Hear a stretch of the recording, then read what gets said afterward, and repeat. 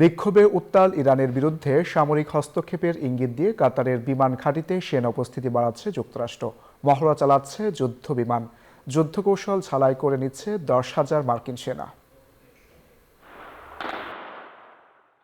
সরকার বিরোধী আন্দোলনের 16তম দিনেও উত্তপ্ত ইরান। স্থানীয় সময় সোমবার রাতে রাজধানীর হাফতেতির স্কয়ারে জড়ো হন বিক্ষোভকারীরা। আগুন দেন একাধিক যানবাহনে। আগ্নেয়াস্ত্র হাতে আন্দোলনকারীদের উপর চড়াও হয় নিরাপত্তা বাহিনী। একই চিত্র গোটা ইরান জুড়েই।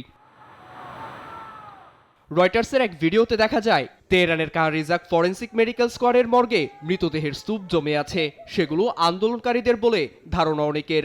হাসপাতাল কর্তৃপক্ষের তথ্য বলছে, বিক্ষোভ সহিংসতায় এখন পর্যন্ত 6 শতাধিক মানুষের প্রাণ গেছে। এমন পরিস্থিতিতে মার্কিনীদের ইরান ত্যাগ করার জন্য জরুরি সতর্কতা জারি করেছে ট্রাম্প প্রশাসন। অন্যদিকে ইরান সীমান্ত থেকে প্রায় 300 কিলোমিটার দূরে কাতারের আল-উদেদ বিমান ঘাঁটিতে মার্কিন যুদ্ধ বিমানগুলোর তৎপরতা বেড়েছে। চলছে B-52 কৌশলগত বোমারু বিমানের মহড়া। একই ঘাঁটিতে রয়েছে 10,000 মার্কিন সেনা। ইরানে হামলার আশঙ্কা আরও জোরালো করেছেন যুক্তরাষ্ট্রের প্রতিরক্ষা মন্ত্রণালয়ের 2 কর্মকর্তা। সংবাদ মাধ্যম CBS নিউজকে দেয়া সাক্ষাৎকারে তারা জানান, ইরানে হস্তক্ষেপের অংশ হিসেবে দূরপাল্লার ক্ষেপণাস্ত্র, সাইবার হামলা ও মনস্তাত্ত্বিক ক্যাম্পেইন চালানোর পরিকল্পনা চূড়ান্ত করেছেন তারা, যা হস্তান্তর করা হয়েছে প্রেসিডেন্ট ডোনাল্ড ট্রাম্পের কাছে। নীরব দাস, নিউজ 24।